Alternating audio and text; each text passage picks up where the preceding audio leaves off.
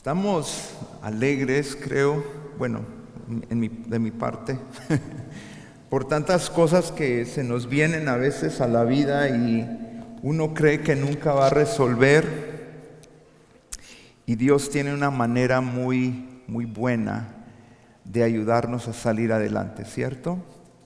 Y creo que a veces, aunque las cosas parezcan difíciles, Dios tiene una bonita manera de sorprendernos y decir, yo estoy contigo. Muchas veces queremos, escuché a un predicador una vez decir, mucha gente está queriendo buscar milagros en ciertos lugares y los milagros ocurren todos los días. Hace 2 semanas tuvimos la escuela bíblica de vacaciones que dirigió Ben Graber, que está con nosotros, el nuevo director de jóvenes y niños, y se llamaba Los Detectives de la Divinidad, y una de las tareas es buscar a Dios. ¿Dónde lo podemos encontrar? Y la cantidad de niños que decían que lo encontraron en su familia, en sus amigos, que lo encontraron aún afuera en la naturaleza. Esas cosas muchas veces nos pasan por desapercibidos, ¿cierto? Que no nos damos cuenta de que Dios está en cualquier momento, en cualquier lugar. Aún en los lugares o en las situaciones que miramos como negativas, ahí está Dios. ¿Está conmigo? ¿Lo creemos así? Qué bueno. En esta mañana, algo que ha estado como haciendo burbujas en el corazón y en la mente, es cómo debemos de crecer como hijos de Dios, como personas que creemos en Jesús, como personas que hemos proclamado ser portadores de la palabra de Dios y del Espíritu de Jesús en nosotros. Creo que muchas veces ese pensamiento nos evade porque no nos comportamos como tal. ¿Estoy? No es un regaño, es una exhortación y es una buena exhortación. He tenido conversaciones con varias personas de qué significa ser hijo de Dios. Y viera la cantidad de explicaciones que me dan. Y hay diferentes maneras de poder ser portadores de la palabra de Dios y ser portadores de este espíritu. Pero mi pregunta se regresa ahí: ¿por qué no nos comportamos como tal? Una de las cosas que podemos decir es porque, se me olvidó. Pero a menudo lo que se nos ha enseñado e instruido se nos escapa. Y dudo que alguno de nosotros verdadera y totalmente se nos olvida por completo estas enseñanzas que nos formaron, ¿sí? Lo cierto es que muchas veces no las queremos poner en práctica por razones personales de caprichos o ventajas. Y seamos sinceros que así es. Muchas veces nuestro comportamiento no es el comportamiento que Jesús nos enseñó, ni que su palabra nos enseña a nosotros exponer hacia el mundo. Son comportamientos muy egoístas, son comportamientos muy arraigados en cómo puedo yo sacar provecho de esto. Cuando de hecho las enseñanzas de Jesús fue, si alguien te pide la capa, dale la túnica también. Jesús nunca dijo, no, si te pide la capa le dices tú, ¿me debes 2? Jesús nunca nos enseñó de esa forma, pero esa es la forma en que nos comportamos. Estudiando la palabra de Dios a través de los años y muchas veces queremos excusarnos o escudarnos detrás de que, pero los compañeros de Jesús se comportaban de ciertas maneras que no eran lo que Él les enseñó. Pero con el tiempo, estos mismos discípulos que luego fueron llamados apóstoles, empezaron a dejar que esa palabra se fermentara en ellos y creara diferentes comportamientos. No es que eran perfectos, pero ellos iban luchando por querer ser como aquel quien los dirigió durante 3 años y medio en la tierra. Y aún uno de ellos lo negó, todavía estando con él, Y años después, otro apóstol lo mira y dice, yo miré al hermano Pedro, aquel que le mochó la oreja por defender a Jesús al otro, que cuando está con los judíos se comporta de una manera, y cuando llegan donde están los gentiles y está solo se comporta de cierta manera, pero llegan los judíos y se empieza a comportar de otra forma. Y Pablo lo exhorta y le dice, ¿por qué haces esto? Esto no es correcto. No es lo que hemos aprendido de aquel con quien tú caminaste por 3 años y medio. Nosotros somos llamados a una vida santa. Usted puede decir, pero ninguno de aquí es santo. Somos santos porque somos justificados por medio del sacrificio que hizo Cristo. Eso ya no hay excusa. Lo que pasa es que muchas veces no nos comportamos como que tenemos una vida de santidad. Mire lo que dice Primera de Pedro, capítulo 1, versículo 13, y voy a leer hasta Primera de Pedro, capítulo 2, versículo 3. Por eso, estén preparados y usen de su buen juicio. Pongan toda su esperanza en lo que Dios en su bondad les va a dar cuando Jesucristo aparezca. Como hijos obedientes, no vivan conforme a los deseos que tenían antes de conocer a Dios. Al contrario, vivan de una manera completamente santa. Porque Dios que los llamó es santo. Pues la Escritura dice, sean ustedes santos porque yo soy santo. Si ustedes llaman Padre a Dios, que juzga a cada uno según sus hechos y sin parcialidad, deben mostrarle reverencia durante todo el tiempo que vivan en este mundo. Pues Dios los ha rescatado a ustedes de la vida sin sentido que heredaron de sus antepasados. Y ustedes saben muy bien que el costo de este rescate no se pagó con cosas corruptibles como el oro o la plata, sino con la sangre preciosa de Cristo, que fue ofrecida en sacrificio como un cordero sin defecto ni mancha. Como Cristo había sido destinado para esto desde antes que el mundo fuera creado, pero en estos tiempos últimos ha aparecido para bien de ustedes. Por medio de Cristo ustedes creen en Dios, el cual los resucitó y lo glorificó, así que ustedes han puesto su fe y su esperanza en Dios. Ahora ustedes, al obedecer al mensaje de la verdad, se han purificado para amar sinceramente a los hermanos. Así que deben amarse unos a otros con corazón puro y con todas sus fuerzas, pues ustedes han vuelto a nacer, y esta vez no de padres humanos y mortales, sino de la palabra de Dios que es viva y permanente. Porque la Escritura dice, todo hombre es como hierba y su grandeza como la flor de la hierba. La hierba se seca y la flor se cae, pero la palabra del Señor permanece para siempre. Y esta palabra es el evangelio que se les ha anunciado a ustedes. Por lo tanto, despójense de toda clase de maldad, todo engaño, hipocresía y envidia, y toda clase de chismes. Como niños recién nacidos, busquen con ansia la leche espiritual pura, para que por medio de ella crezcan y tengan salvación, ya que han gustado la bondad del Señor.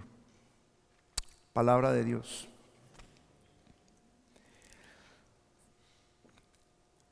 Un pasaje que tal vez nos preguntemos de qué se trata, a quién está dirigido y por qué se escribió.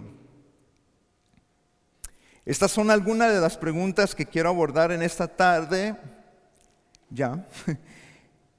Y la razón es que parece que muchas veces, como decimos los mexicanos, no nos ha caído el 20. No nos ha caído el 20 quiere decir que todavía, como decía un hermano hondureño que conocí en Virginia, no la captan. Como que no captamos el concepto de lo que Dios nos ha enseñado, o de la forma en que Dios nos ha enseñado a vivir.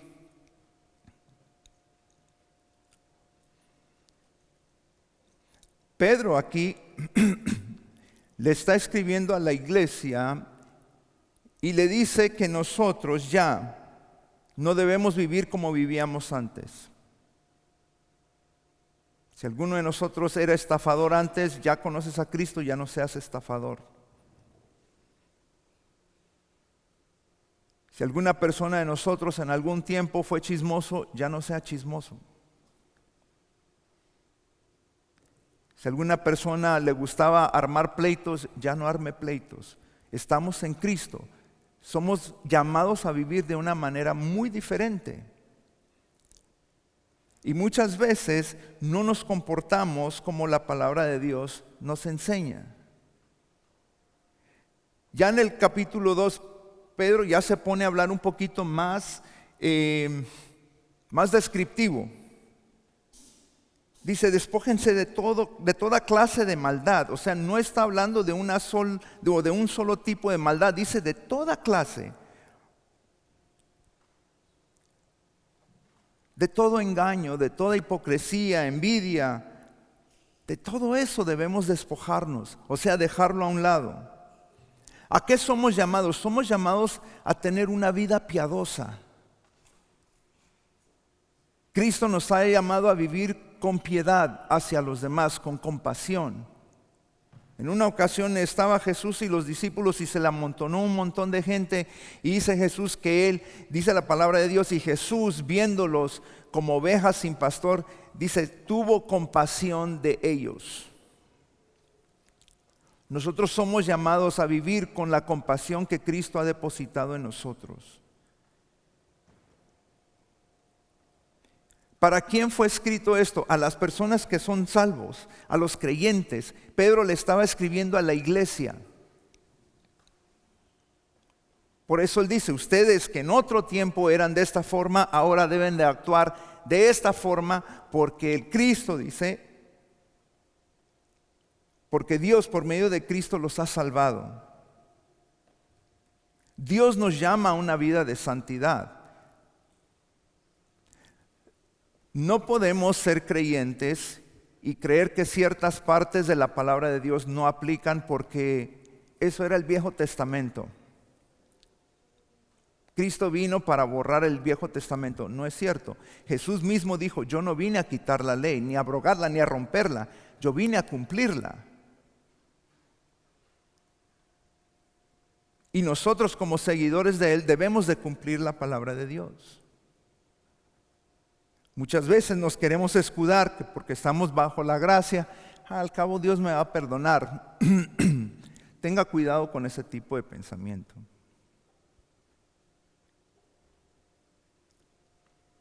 En una predicación anterior les leí en Hebreos capítulo 10 donde dice que es más, dice que la palabra, dice en Hebreos capítulo 10 que el que rompiera la ley de Moisés debía morir irremisiblemente, o es sin piedad, sin negarnos a decir, no podemos. Dice, por medio de 2 o 3 testigos, debía morir. Dice, ahora, ¿cuánto más aquel que pisotee la sangre del pacto? O sea, cuando nosotros tomamos la gracia a la ligera, porque Dios me perdona, porque Dios es misericordioso, y no hacemos nada por remediar lo que hemos hecho mal, eso queda nulo. En Santiago dice, el pecado no está en el que hace el mal, sino en el que sabe hacer el bien y no lo hace. Ahí está el pecado. Si usted sabe que algo está mal y lo sigue haciendo, el pecado está en usted. No en los de afuera, los que no creen, porque ellos no saben que están en pecado. Ellos no saben que están mal. Ellos creen que la vida debe ser así. Y aún así, la ley que gobierna la tierra, no la de Dios, cuando usted hace algo que no está acorde a la ley, ¿qué es lo que pasa? Lo pueden arrestar, lo pueden multar. Y más si son foreños y ya tienen tiempo acá, aunque tengan sus documentos, pueden aún deportarlos y revocarles su ciudadanía, su residencia, lo que sea. Ahora, si así se comportan los hombres, según el criterio nuestro, en justicia, ¿cuánto más será la justicia de Dios? Dios es amor y yo lo creo. Dios es misericordioso y yo lo creo. Pero también Dios es recto. Dios es justo. Dios no va a prevenir que el mal que usted ha hecho vaya sin nada de consecuencia. Así no funciona la vida.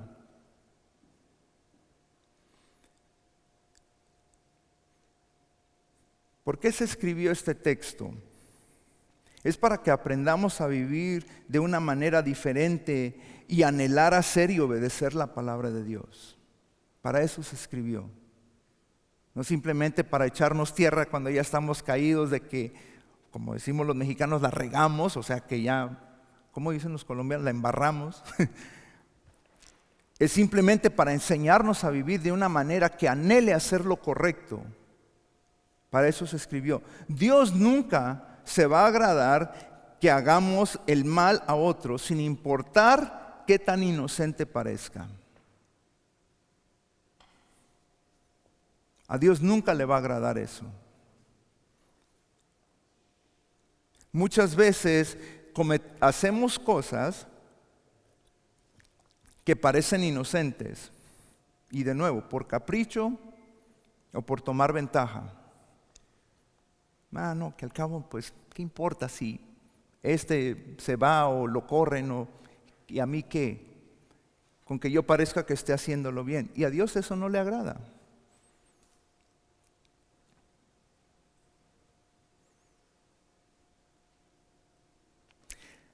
Sabe que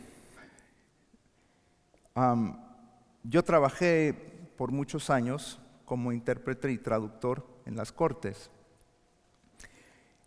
y predominantemente en Florida.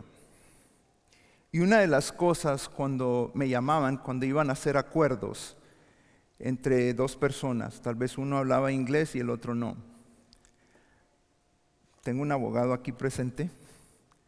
Todo documento legal, si una persona no sabe leer ese idioma, por ley, tiene que estar en el idioma que el otro entienda, ¿sí o no? Porque es como si yo, soy mexicano, me voy y me reúno con una persona asiática que nunca ha hablado español y yo le hago un documento en español y se lo entrego que lo firme y esa persona no entendió. Yo me puedo meter en problemas legales. ¿Por qué? Porque esa persona no entiende lo que está escribiendo, no sabe lo que está firmando.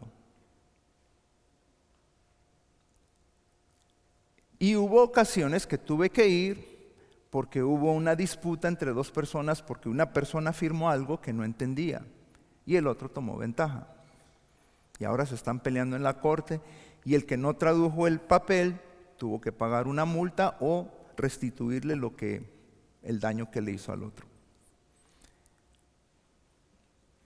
Y esas cosas, a veces nosotros como hijos de Dios, tal vez no sean documentos legales, pero hacemos cosas que yo sé que a Dios no le agrada.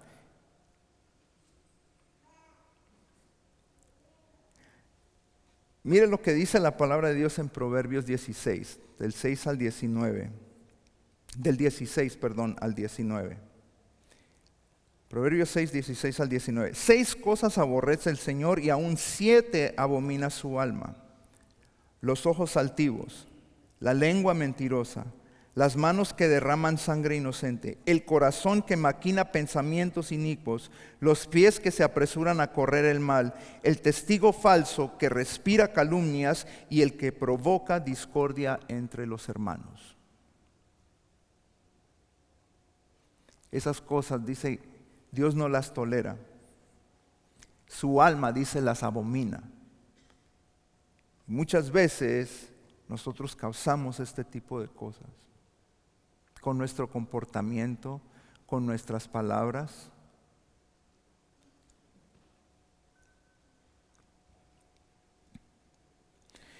Y a veces me he preguntado por qué somos así. ¿Qué nos causa después de haber sido formados? Yo creo que la mayoría de las personas que estamos aquí fuimos criados por unos padres que nos educaron por el camino del bien. ¿Estoy en lo cierto? En la mayoría, aunque no conocieran a Dios. Mis papás, cuando nosotros éramos trabajadores migrantes, habían personas en los sitios donde llegábamos, a las fincas donde habían viviendas para los demás, habían ciertas personas con que mis papás no nos dejaban juntarnos. Y yo siempre decía, pero ¿qué de mal tienen estas personas? Ahora, hace unos días, supe que un muchacho con el que crecimos en ese tiempo fue asesinado por andar en cosas que no debió andar. Y ahora digo, por eso mi mamá me decía que no nos juntáramos con él. Pero a veces tenemos comportamientos que no son de la forma en que nos educaron. Mi mamá a menudo, a veces nos dice, ¿y ustedes por qué se comportan así si yo no los eduqué de esa forma?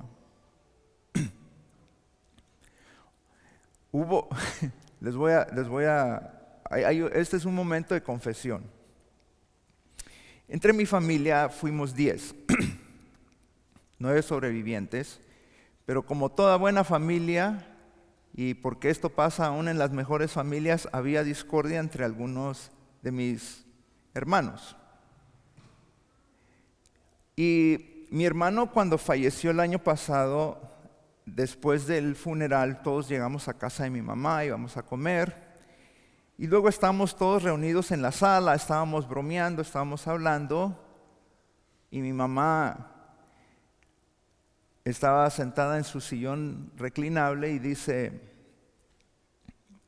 quiero hablar con ustedes. Y todos, ok, todos calladitos. Dije, mi mamá va a decir algo tierno. Y mi mamá dice, ¿qué es esto de que escucho que algunos de ustedes no se hablan entre sí? Y yo no los eduqué de esa manera. Y ahí se desató. El que iba a aventar piedra la aventó. El que se iba a resguardar se resguardó. Pero con todo eso lo que sucedió fue una sanidad familiar. Porque en verdad habían algunas personas entre nuestra familia como hermanos que no se hablaban. Y llevaban años así. Se miraban y se saludaban, pero allí.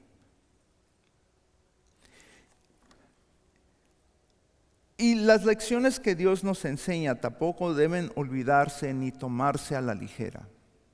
¿Sí?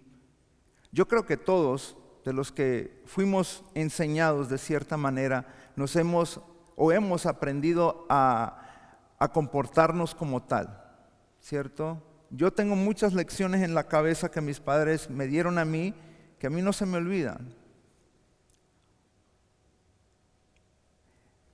¿Sí se acuerdan de lo que les conté de mi mamá y cuando yo me llevé un dulce de la tienda o no se acuerdan? Se los voy a poner otra vez. Era después de estas fiestas de Halloween, ¿sí? Y fuimos al supermercado con mi mamá. Y en esa tienda pasamos por la fila o por el pasillo donde estaban los dulces, porque en el otro lado habían otras cosas que mi mamá necesitaba. Y estaba abierta, estaba rota, una bolsa grande que tenía muchos dulces adentro. Yo miré un dulce fuera de esa bolsa y yo lo agarré. Y mi mamá iba enfrente de mí. Llegamos hasta la caja y mi mamá pone sus cosas y dice, ¿dónde está el dulce que agarraste? Y yo, esta señora tiene ojos detrás de la cabeza o qué, porque ¿cómo me miró? Y yo le dije, ¿cuál dulce? Me dice, no me mientas, ¿dónde está el dulce? Yo tenía como 6 años. Y yo ese dulce lo agarré y lo puse en el mostrador y le dijo a la señorita, ¿cuánto vale el dulce? Y les estoy hablando allá por el año del caldo, cuando las víboras caminaban y todo. Y en ese entonces ese dulce valía como 6 centavos. Ya no se compra un dulce por 6 centavos, pero este valía 6 centavos. Y como mi mamá a veces me regalaba monedas, me dijo, pague el dulce. Yo pagué el dulce y cuando lo iba a agarrar mi mamá dice, no, usted no se lleva el dulce, porque usted lo tomó sin pagarlo. De esa lección yo aprendí a nunca robar. Yo puedo decir con orgullo Yo nunca he ido a una tienda y me han agarrado por llevarme algo de la tienda. Tampoco me lo llevé a la escondida que nadie me viera. No, simplemente no robo. Y esa es una lección que a mí no se me olvida, de las muchas. Pero hay cosas que no se me olvidan, sino es que simplemente yo no quiero comportarme como me enseñaron. Y mejor dicho, como la palabra de Dios me enseña.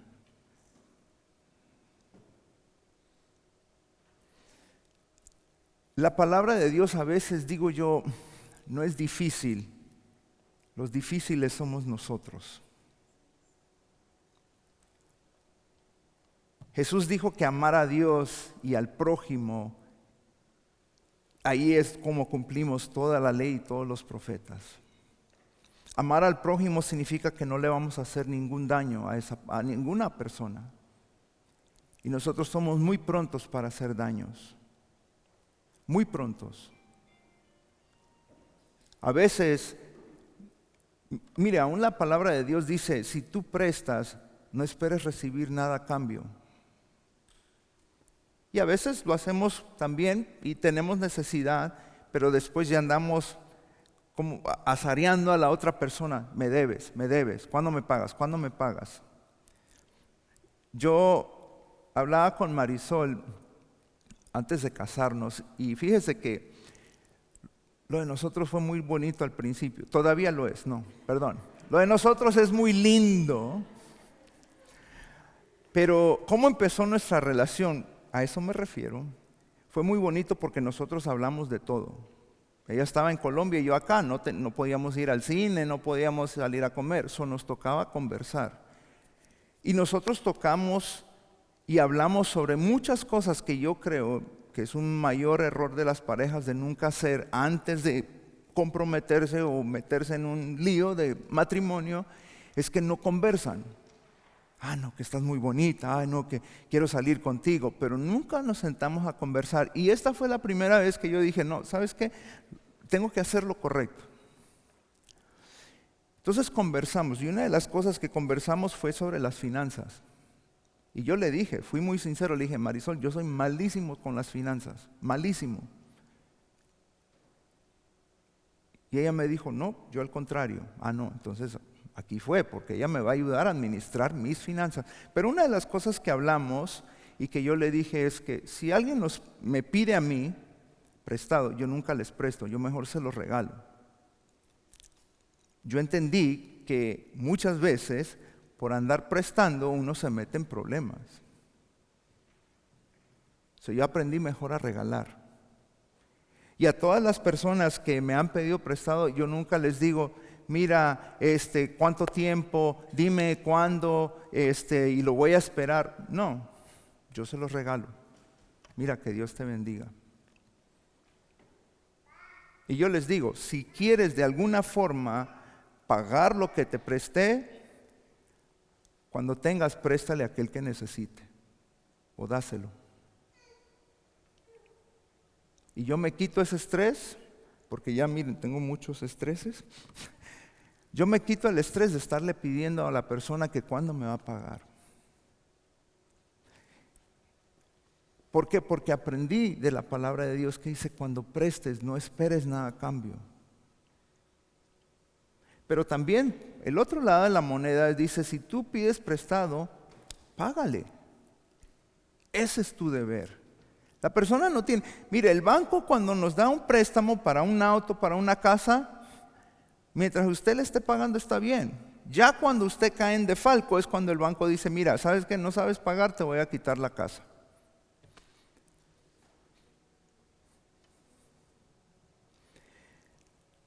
Nunca creamos que podamos ganarnos el favor de Dios haciendo algo con nuestras ofrendas o porque ayudamos a fulano, sutano, mengano y perengano. La única manera de estar con el favor y la gracia de Dios sobre nosotros es obedeciéndole.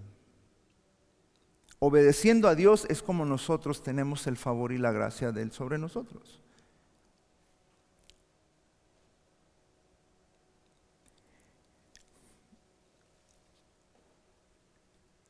Nosotros estamos viviendo momentos muy, muy feos ahorita en el país, en este país.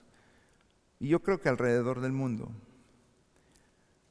Yo ya llevo muchos años que no prendo las noticias. Yo me doy cuenta de las noticias por un artículo que me aparece de pronto. Pero yo trato de no ver la televisión porque, bueno, las noticias o una programación continua de la televisión, porque a mí me parece muy triste ver imágenes de esos sitios de guerra donde hay niños que ya sus papás no están con ellos están en medio de los escombros. Eso a mí me parte el corazón, eso está horrible. Yo no sé cómo hay personas que pueden ver ese tipo de cosas, no, yo no puedo. Pero estamos viviendo en un tiempo donde en nuestro mundo ya se está viendo mucho desconecte humano, ¿sí? Hace como unos 5 años atrás, yo hablaba con un amigo y me dice, mi hijo me llevó a comer a un sitio de estos nuevos hipsters, ¿no? Donde comen los veganos y gente así. Y me sorprendió que llegó un grupo de 5 amigos, todos sentados a la mesa y no conversaban, todos estaban así. Ese es un desconecte de la humanidad. Ya la mayoría de las personas aún no están viviendo cosas reales. Gente que se imagina o que se inventan cosas. Yo estoy aterrado honestamente cómo está el mundo en estos días. Aterradísimo. Y yo a cada rato le digo a Marisol, esto ya va a pique abajo, o sea, no hay vuelta atrás. Imagínense, están construyendo robots que hacen todo lo que un humano hace, todo.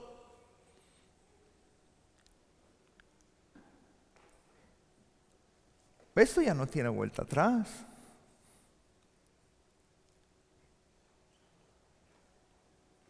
Y nosotros vivimos en una constancia de querer más. ¿Cómo me puedo beneficiar yo? ¿Qué puedo ganar yo? Eso aún se ha infiltrado en las iglesias, que si tú no tienes y eres pobre es porque Dios te está castigando, porque si no fueras rico. Eso es una mentira.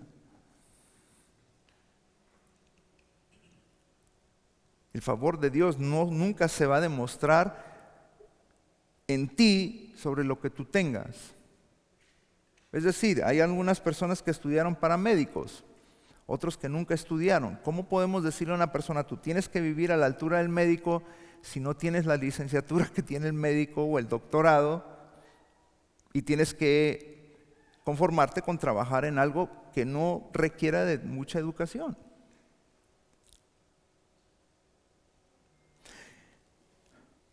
Pero el favor y la gracia de Dios está cuando le obedecemos. Miqueas capítulo 6, versículos 6 al 8 dice, esto era después de que el pueblo se había rebelado tanto con Dios y ellos querían ganarse el favor de Dios. Y decía Miqueas profetizando, que el pueblo decía, ¿qué podemos presentar al Señor? Debemos traerle ofrendas quemadas, debemos inclinarnos ante el Dios Altísimo con ofrendas de becerros de solo un año. Debemos ofrecerle miles de carneros y 10,000 ríos de aceite de oliva. Debemos sacrificar a nuestros hijos mayores para pagar por nuestros pecados. Decía, no, oh pueblo, el Señor te ha dicho lo que es bueno y lo que Él exige de ti, que hagas lo correcto, que ames la compasión y que camines humildemente con tu Dios. Que en resumen, eso es lo que Pedro nos estaba diciendo. Debemos ser justos. Que porque vivimos en esta tierra no es una excusa para no vivir con justicia o de no hacer lo que es justo. Debemos ser humildes. Nunca creamos ser más que alguien más.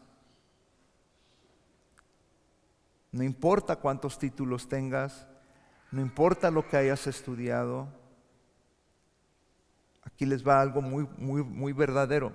Todos somos polvo nada más. Eso es todo lo que somos. Caminar humildemente con Dios es reconocer que Dios es el Todopoderoso, y es por quien usted y yo tenemos vida. Y que Él exige que caminemos con justicia y que amemos al prójimo como a nosotros mismos. Eso es lo que Dios quiere y esa es la vida que somos llamados a vivir. Amén.